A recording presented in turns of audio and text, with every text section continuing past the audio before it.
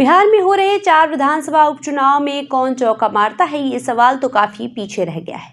अब जो सवाल उपचुनाव में काफी प्राथमिकता से लिया जा रहा है वो ये है कि कौन पिता अपने पुत्र या पुत्रवधू को बिहार विधानसभा के दरवाजे के भीतर पहुंचा पाता है।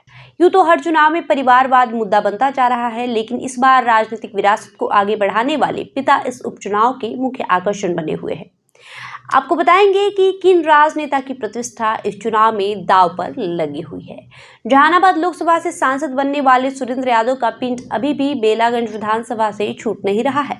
कल तक अपने लिए वोट मांगते रहे सांसद सुरेंद्र यादव अब अपने पुत्र विश्वनाथ यादव के लिए वोट मांग रहे हैं। इनकी प्रमुखता को इसी बात से समझ सकते हैं कि सत्ता पक्ष के निशाने पर बेलागंज के उम्मीदवार विश्वनाथ यादव नहीं सुरेंद्र यादव बने हुए हैं। हाल ही में जदयू के पूर्व राष्ट्रीय अध्यक्ष और केंद्रीय मंत्री ललन सिंह ने अपरोक्ष रूप से सांसद सुरेंद्र यादव को टारगेट करते हुए कहा कि बेलागंज को दानव राज से मुक्त कराना है। बेलागंज से लगातार 7 बार जीतकर सुरेंद्र यादव विधायक और मंत्री भी बनते रहे हैं, मगर इस उपचुनाव में सांसद सुरेंद्र यादव की प्रतिष्ठा पर त्रिकोणात्मक संघर्ष की छाया पड़ गई है, जहां उन्हें जदयू की मनोरमा देवी और जनसुराज के मोहम्मद अमजद को शिकस्त देना है।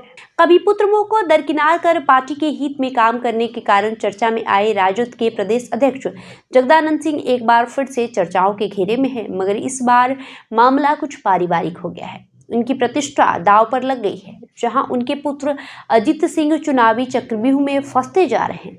राजनीतिक परिस्थितियां ऐसी बदली कि रामगढ़ विधानसभा उपचुनाव का मसला चतुष्कोणीय हो गया है। इस बार जगदानंद सिंह की जिम्मेवारी अपने बेटे को चुनाव में जीत दिलाने की बढ़ गई है। दरअसल इस बार जगदानंद सिंह के बेटे अजित सिंह का मुकाबला आमने सामने का नहीं रह गया है। इस बार राजद उम्मीदवार अजित सिंह को बीजेपी उम्मीदवार अशोक सिंह के अलावा बसपा उम्मीदवार पिंटू यादव और जनसुराज के उम्मीदवार सुशील कुशवाहा के मुंह से जीत छीननी हो गई। मुकाबला काफी नेक टू नेक हो गया है। तरारी विधानसभा उपचुनाव में पूर्व विधायक सुनील पांडे की प्रतिष्ठा दांव पर लगी हुई है। वैसे बीजेपी ने यहां से टिकट इनके बेटे विशाल प्रशांत को दी है, मगर यहां का चुनावी कमान सुनील पांडे ने संभाल रखी है। तरारी विधानसभा से कभी जदयू के विधायक रहे सुनील पांडे फिर विधायक नहीं बन सके। इनकी हार बीते विधानसभा चुनाव में CPIML उम्मीदवार से हो गई थी। इस बार अपने पुत्र विशाल प्रशांत को आगे कर जीत की रणनीति बनाने में जुट गए हैं। हालांकि जनसुराज की उपस्थिति ने भीम तरारी विधानसभा उपचुनाव को त्रिकोणात्मक दिशा में नहीं ले जा पा रही है। मामला यहां भाजपा के विशाल प्रशांत और भाकपा माले के नेता राजू यादव के बीच है, लेकिन अपरोक्ष रूप से हार जीत के बीच सुनील पांडे की प्रतिष्ठा दांव पर लग चुकी है। इमामगंज विधानसभा से वर्तमान केंद्रीय मंत्री और पूर्व मुख्यमंत्री जीतन राम मांझी का गहरा लगाव रहा है। वर्ष 2015 से वे यहां से विधायक रहे हैं।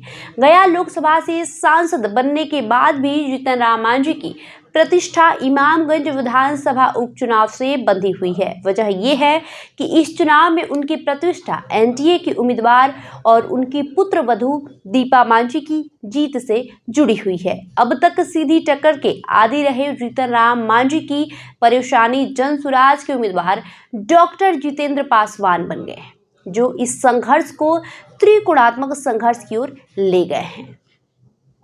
अब मसला उनकी पुत्रवधू दीपा मांझी, राजद उम्मीदवार रोशन मांझी और जनसुराज उम्मीदवार डॉक्टर जितेंद्र पासवान के बीच ठन गया है। मांझी बहुल क्षेत्र की परेशानी ये है कि दूसरे नंबर पर कोयरी और तीसरे नंबर पर यादव मतदाता है। ऐसे में औरंगाबाद के सांसद रहे अभय कुशवाहा की मौजूदगी मांझी की धड़कन बढ़ाती है।